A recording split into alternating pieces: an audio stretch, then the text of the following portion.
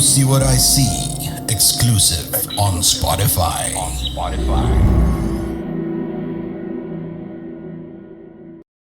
Assalamualaikum warahmatullahi wabarakatuh, warga Sukawati semua. Ketemu lagi bareng saya Raden Ruli di Mencekam. Yang kali ini saya akan membawakan sebuah cerita dari salah seorang kontributor kita yang berprofesi sebagai ABK atau anak buah kapal. Ceritanya sangat unik dan menyeramkan pastinya ya.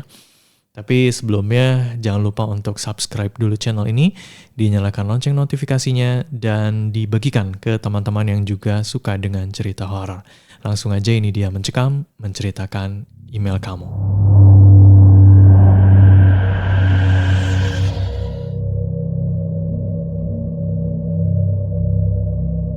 Saya itu bekerja di kapal sudah 6 tahun. Dan di tahun 2024 ini memasuki tahun ke-7. Nah, awal-awal baru bergabung menjadi ABK itu rasanya sangat berat ya. Ninggalin keluarga, ninggalin anak-anak. Pulang ke rumah itu bisa setahun sekali bahkan. Untuk menghibur kesepian dan kesedihan, terkadang kami saling bertukar cerita. Ya, sesama ABK kapal ya. Jadi satu sama lain dari kami mengetahui kalau si A ini punya anak ini, namanya ini, kesukaannya ini, si B, si C, dan semua hampir mengetahui satu sama lain sampai nama anggota-anggota keluarga mereka karena seringnya kami berbagi cerita dan pengalaman menjadi seorang ayah. Satu-satunya laki-laki yang ada di dalam kapal itu yang belum menikah, kita sebut saja namanya Indra. Indra ini tinggal di salah satu kota yang ada di Sumatera. Katanya, Indra ini punya seorang ibu yang sudah single parent dan Indra ini anak tunggal, anak satu-satunya. Dan rencananya lebaran di tahun 2017 itu Indra mau pulang karena sudah beberapa tahun tidak pulang lebaran. Ya, cerita ini terjadi di sekitaran tahun 2017 silam. Di hari itu kami bercanda, bersenda gurau. Dan salah seorang teman kami berkata, "Semoga nanti kalau sudah pulang jangan balik lagi ke kapal ya." Terus dijawab sama Indra, "Ya ngapain kembali ke kapal? Di sini capek kerja." Seluruh Indra waktu itu. Katanya juga Indra itu setelah pulang nanti di bulan Ramadan mau lamaran dan bahkan menikah. Ya mungkin rehat sejenak menikmati masa-masa pernikahannya dan tinggal bersama ibunya yang bisa dikatakan jarang dan tidak begitu akrab. Dan Indra juga kan kerjanya jauh. Jadi ya wajar saja kalau tidak akrab. Indra ini anak yang ulet ya, kerjanya bagus, santun, dan sama orang tua itu benar-benar menghormati. Ringan tangan, pokoknya selalu banyak membantu ketika beberapa di antara kami kesusahan. Ya walaupun mungkin ada beberapa kekurangannya juga, tapi tidak begitu tampak di mata kami. Di suatu hari, Indra ini sakit. Tapi ya, tetap saja karena dia ringan tangan, tetap membantu kami membuatkan makanan.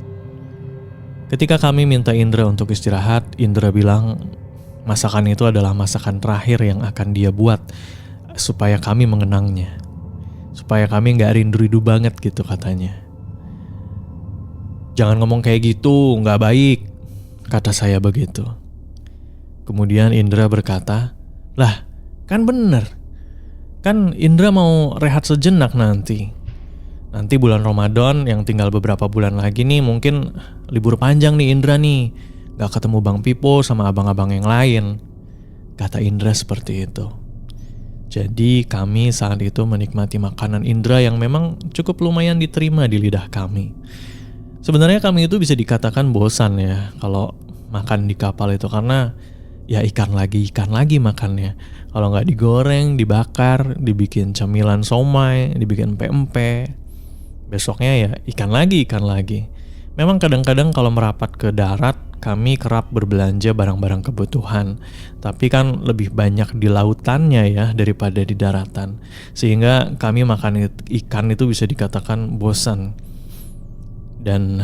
Tapi dengan makanan yang dibuat Indra itu bisa mengobati sedikit kebosanan kami. Indra itu seolah tangannya memiliki keajaiban dengan cita rasanya sendiri. Kami menghargainya karena walau sedang sakit, dia masih tetap mau membuat makanan untuk kami. Dan semua makanannya kami habiskan karena memang enak. Rasa sakitnya itu dianggap enteng. Ketika tim medis di kapal memeriksa, Indra ini selalu menolak untuk diperiksa lebih jauh. "Gak usah bang, gak apa-apa." Ya gitu pokoknya, dia selalu menolak. Padahal kami sudah mulai cemas ya. Hingga tiba di suatu hari di mana memang sudah menjadi bagian dalam garis takdir Indra. Siang itu selepas zuhur, tali jangkar tiba-tiba tidak ada angin, tidak ada hujan. Terjadi semacam malfunction. Jangkar tiba-tiba saja meluncur ke dasar laut. Tiba-tiba Indra yang kebetulan ada di sana sedang memperbaiki tali jangkar, terhantam tali yang bahkan ukurannya lebih besar daripada tubuh Indra. Tentu saja kami terkejut, tertegun memandangi kejadian yang hanya sepersekian detik itu. Tubuh Indra jatuh tersungkur, berdarah, dengan wajah yang sebagian, mohon maaf, rusak karena terhantam tali jangkar tersebut. Lagi-lagi ini sungguh hal yang sangat jarang terjadi. Satu hari setelahnya, di sebuah malam kelam di atas kapal yang sepi, terdengar desiran angin laut yang menusuk tulang. Para ABK sedang duduk bersama, meratapi kepergian Indra yang begitu mendalam. Tapi di balik cerita kepergian yang terlihat biasa, terdapat misteri kelam yang melingkupi kematian Indra. Beberapa minggu setelah Indra meninggal, keheningan malam di kapal terganggu oleh suara gemuruh yang aneh. Para ABK merasakan kehadiran sosok yang sepertinya ada tapi tidak terlihat. Seperti ada sesuatu yang sering menyelinap di antara bayangan kapal. Sosok yang berkeliaran di lorong-lorong sempit, merambat dengan perlahan seperti roh yang kehilangan tujuan. Pada suatu malam, para ABK yang berada di dekat tempat tidur, yang kebetulan tempat tidurnya satu ruangan dengan Indra, merasakan hawa dingin yang menembus daging mereka. Ketika mereka membuka mata, mereka terkejut melihat sosok Indra yang muncul di ambang pintu kamar. Wajahnya masih terlihat seperti yang terjadi pada kecelakaan di kapal waktu itu. Penuh darah. Darahnya merembes hingga ke pakaiannya dan tatapan matanya terlihat penuh duka. Indra yang muncul itu tidak lagi terlihat seperti sosok yang santun. Tatapannya kini penuh dengan kekecewaan dan terlihat seperti orang yang marah. Tangannya menunjuk kepada barang-barangnya yang tersimpan di koper-koper. Dan suara desis angin malam semakin keras, menciptakan suasana yang menakutkan di kamar itu. Hingga beberapa saat, sosok itu menghilang. Malam-malam berikutnya, kejadian serupa terulang.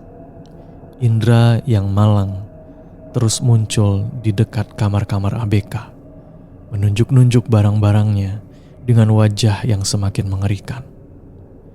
Kabar tentang penampakan Indra mulai menyebar di antara para pelaut, menciptakan ketakutan yang tak terungkap.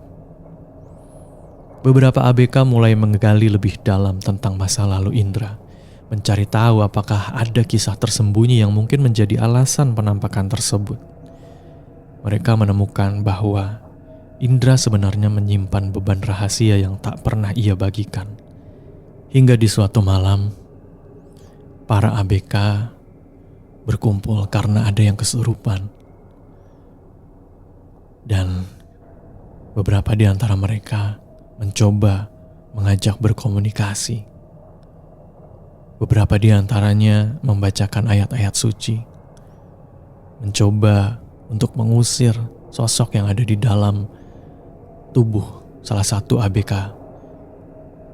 Dan sosok Indra di dalam tubuh salah satu ABK itu marah-marah, menolak pergi, dan terus menuntut agar barang-barangnya diantarkan kepada ibunya.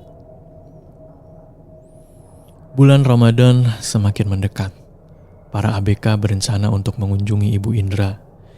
Tapi kejadian aneh semakin intens terjadi.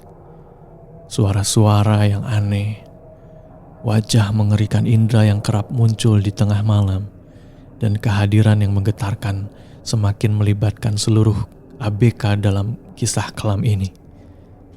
Pada suatu malam terakhir sebelum mereka tiba di Sumatera, sesuatu terjadi. Suasana kapal dipenuhi oleh jeritan mengerikan dan cahaya aneh yang memancar dari kamar-kamar ABK. Ketika beberapa kru kapal menyelidiki, mereka menemukan bahwa koper-koper Indra terbuka sendiri. Barang-barangnya terhambur ke seluruh lorong, dan angin malam membawa aroma wewangian melati yang tidak mungkin ada di sebuah kapal ini. Ada sebuah benda aneh yang rasanya tidak mungkin ada dalam koper seorang Indra. Sebuah buntalan kecil berwarna putih, seukuran genggaman tangan, yang ketika kami buka, buntalan itu berisi sebuah keris kecil, bunga melati, dan beberapa tulisan Arab gundul. Entah apa itu. Dan niatan kami akhirnya terrealisasikan. Kami datang ke tempat tinggal Indra. Kami datang setelah sebelumnya menyisir semua tempat, berharap tidak ada satu barang Indra pun yang tertinggal di kapal. Tentu saja kedatangan kami ke Sumatera membuat ibu almarhum Indra terkejut. Kami sampaikan kalau kami adalah teman baik Indra. Beliau tak henti-hentinya menangis. Apalagi ketika kami mulai menyerahkan buntalan kain kecil yang berisi keris. Ibu berperawakan tambun itu masih terus saja menangis. Saya dan Uda Bahar hanya bisa saling pandang. Kemudian ibu itu berucap sambil menangis, "Indra dan Andri itu anak yang baik," ucap si ibu sambil terisak. Kami saling pandang lagi. Maaf, Andri siapa ya, Bu?" tanya saya pelan. "Adik kembar Indra. Saya sudah melarang mereka untuk kerja di laut. Saya bilang buka usaha saja kecil-kecilan di sini. Indra dan Andri sebenarnya pengen membuktikan bahwa dirinya itu merupakan pelaut yang baik. Pelaut yang insya Allah soleh dan tetap menjalankan ibadahnya," kata ibu Indra. Tapi rupanya Indra meraih cita-cita dengan jalan yang salah. Keris kecil dan buntalan tersebut adalah sebuah jimat dari sebuah ritual hitam peninggalan leluhur kami, di mana jimat tersebut memang dipercaya memuluskan jalan karir seseorang dalam persaingan karir ataupun persaingan bisnis. Si ibu kembali menghela nafas. Semoga apa yang ibu pikirkan ini salah ya. Sepertinya jimat itu berhasil menyingkirkan lawannya untuk bersaing dan diterima di kapal. Tapi sayangnya yang gugur adalah adiknya sendiri, Andri, yang wafat beberapa hari setelah mereka berdua mendaftarkan diri sebagai ABK kapal.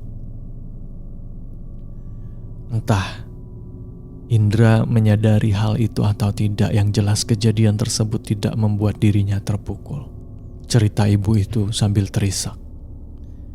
Banyak hal yang ibu itu ceritakan, tapi tidak bisa kami ceritakan di sini. Apakah benar yang terjadi sesuai dengan yang ibu ceritakan? Entahlah. Wallahu alam bisawab. Yang jelas, sosok yang menghantui itu adalah sosok yang menyerupai Indra. Dan kejadian kematian mereka sudah jelas takdir dari Allah Subhanahu wa Ta'ala. Dan apapun ritual yang sudah Indra lakukan adalah ritual yang salah, hingga dia harus menanggung akibatnya. Demikian untuk Mencakam episode kali ini. Terima kasih sudah mendengarkan sampai habis. Jangan lupa untuk mengirimkan cerita atau pengalaman pribadi, baik pengalaman teman, pengalaman saudara, silahkan dikirim saja ke email di podcast.ceritahoror@gmail.com. Jangan lupa untuk di-subscribe channel ini, dinyalakan lonceng notifikasinya, dan dibagikan ke teman-teman yang juga suka dengan cerita horor. Saya Raden Ruli pamit. Wassalamualaikum warahmatullahi wabarakatuh.